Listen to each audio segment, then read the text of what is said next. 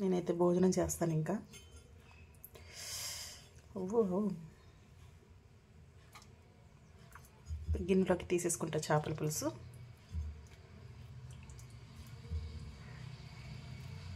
తలకాయ రేపు తింటానండి. హాయ్ అండి, అందరు ఎలా ఉన్నారు? బాగున్నారా? నేనైతే చాలా బాగున్నాను. ఈరోజైతే మళ్ళీ చేపలతో అయితే మీ ముందుకు వచ్చాను. ఈరోజు చేపల పులుసు పచ్చి చింతకాయలతో చేపల పులుసు అయితే చేస్తానండి. దానికోసం అయితే కిలో చేప తీసుకుని నీట్గా క్లీన్ చేసేసుకుని మంచిగా 3-4 సార్లు అయితే కడుక్కొని పెట్టుకున్నాను. వీటికి ఇప్పుడు ఉప్పు కారం అన్నీ పట్టించి పక్కకు పెట్టుకుని ఈ కర్రీ ఎలా చేసుకోవాలనేది నేనైతే మీకు క్లియర్గా చూపిస్తాను. చూడండి ఒకసారి. మనము కళ్ళుప్పు, నేను ఈ కూరకి సరిపడా అయితే వేయలేదండి, ఓన్లీ ముక్కలకి సరిపడా అయితే వేసాను అనమాట. మళ్ళీ కూర చేసుకున్నప్పుడు మనం మళ్ళీ వేసుకోవచ్చు. కారం కూడా సరిపోతే వేసుకొని అవసరం లేదు, సరిపోకపోతే వేసుకోవాలి. కొంచెం పసుపు,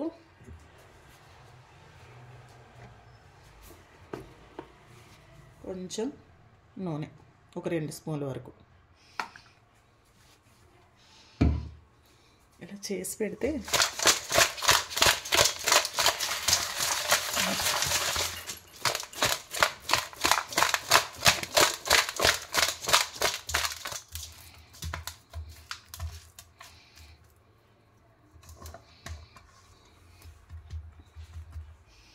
ఇంతేనండి. ఇవైతే ఒక అరగంట అయితే నానిన తర్వాత నేను కర్రీ చేసుకోవడం అయితే చూపిస్తాను. ఒక 1/2 అవర్ మంచిగా నానాలి, ఓకేనా? ఈలోపు మనము చింతకాయలు కూడా ఉడకబెట్టేసుకుందామండి కర్రీలోకి. ఎందుకంటే పులుసు చల్లారాలి కదా, మనకి చేప ముక్కలు అటు నానతాయి. చింతకాయలు కూడా ఉడకబెట్టేసుకుంటే మనకి మంచిగా పులుసు తీసుకోవడానికి అయితే మంచిగా రెడీగా ఉంటుంది అనమాట, ఓకేనా?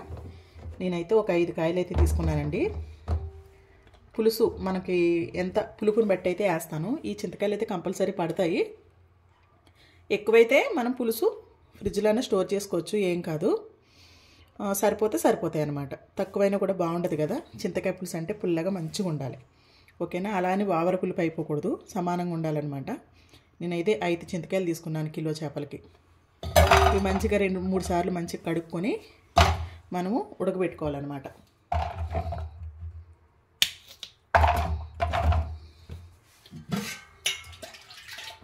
కొంచెం నీళ్ళు పోసుకోవాలి.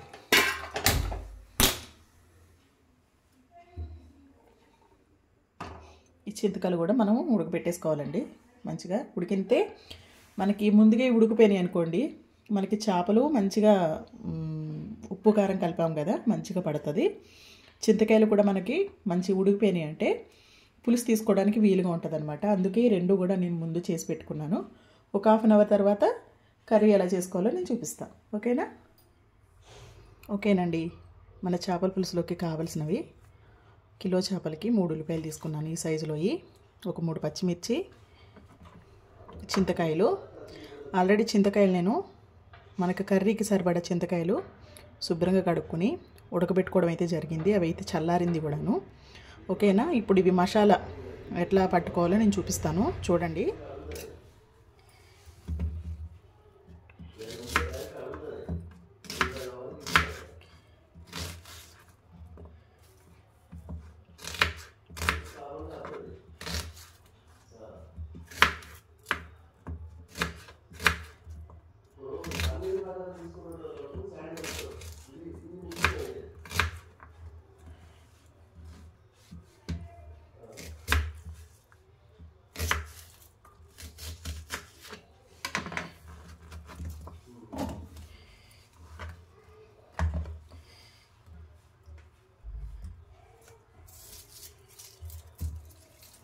ఇదిగో చూడండి, ఉల్లిపాయలు కట్ చేసుకున్నాను కదా మసాలాకి.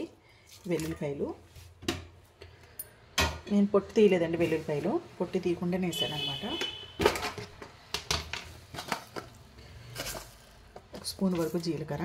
ఇందులో మసాలాలు ఏం అవసరం లేదు, ఎందుకంటే చింతకాయ పులుసు కదండి, మసాలాలు ఏమి వేయను. ఓన్లీ జీలకర్ర, వెల్లుల్లిపాయలు, ఉల్లిపాయలు. నేను లాస్ట్లో కొంచెం మెంతిపొడి అయితే జల్లుతానండి. కొన్ని ధనియాలు,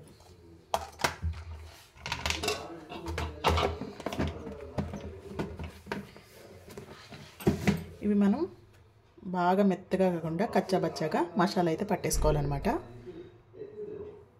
ఇదిగో చూడండి, ఈ విధంగా మసాలా అయితే రెడీ అయిపోయింది.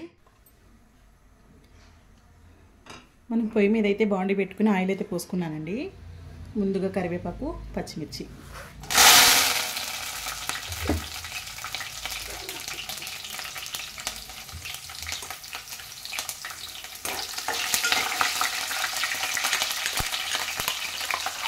తర్వాత మసాలా,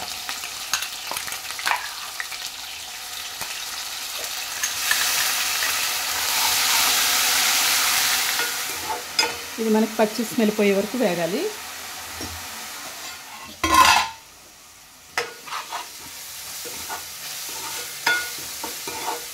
మనకు ఉల్లిపాయ పేస్ట్ అయితే ఎగిపోయింది. ఇప్పుడు కొంచెం పసుపు,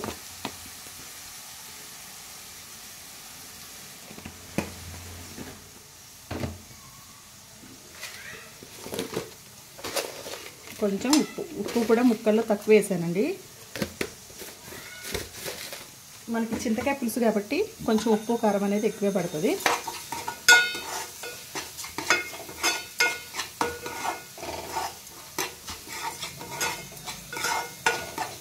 ఓకేనా? ఇప్పుడు మనం ముందుగా కలుపుకున్న చేప ముక్కలు అన్నమాట ఇవి వేసేసుకుందాం.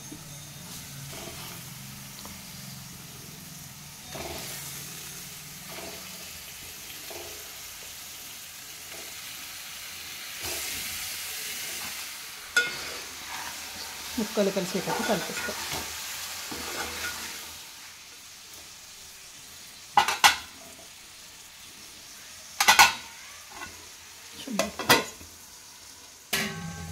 ఈ చింతకాయలు అయితే మంచిగా చల్లారిపోయినాయి అన్నమాట. ఇది చూడండి, ఇలా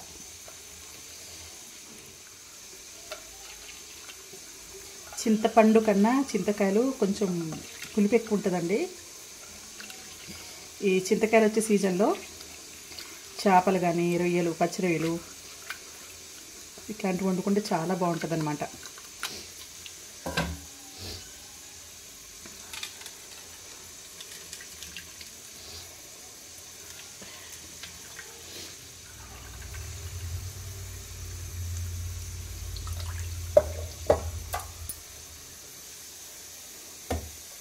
ఇప్పుడు చూసారా, ఇలాగ మనం విడి తీసేసుకోవాలి. మనకి ఇలా వస్తుంది చింతపులుసు. మనం చింతపులుసు వేసేసుకుందాము. ఇదిగో చూడండి, మెల్లగా అడుగున చింత తుక్కు ఉంటుంది. చింతకాయలకున్న పెంకు తొక్కలు రాకుండా మెల్లగా పోసుకోవాలన్నమాట. మెల్లగా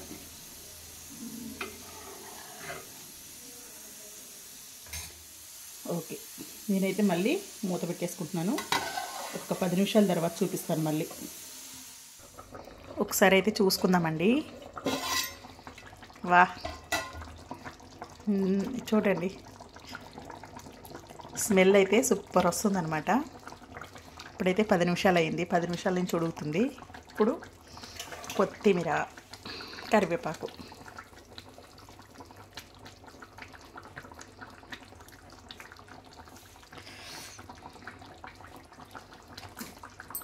ఇంకొక 5 మినిట్స్ అయితే మనకి కర్రీ అయితే రెడీ అయిపోయినట్టే. చింతకాయ చేపల పులుసు సూపర్ ఉంటుందండి. చింతకాయలు దొరికినప్పుడు అయితే ట్రై చేయండి, చాలా బాగుంటుంది.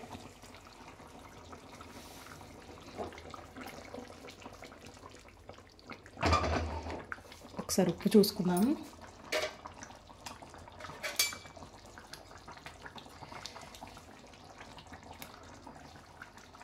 అన్నీ కరెక్ట్గా సరిపోయినాయి.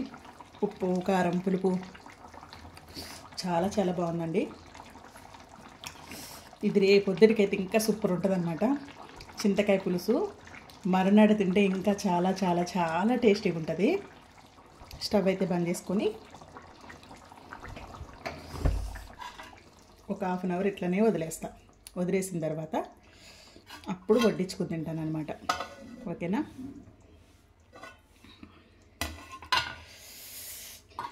చూసారా, నచ్చిందా నా చేపల పులుసు? ఒకవేళ నా చేపల పులుసు నచ్చితే చింతకాయ చేపల పులుసు ఒక లైక్ చేయండి.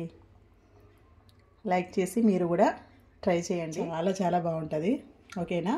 నచ్చితే లైక్ చేసి నా ఛానల్ అయితే సబ్స్క్రైబ్ చేసుకోండి. మంచి సపోర్ట్ నచ్చితే లైక్ అయితే చేయండి. నెక్స్ట్ వీడియోలో కలుసుకుందాం. అంతవరకు బాయ్ బాయ్.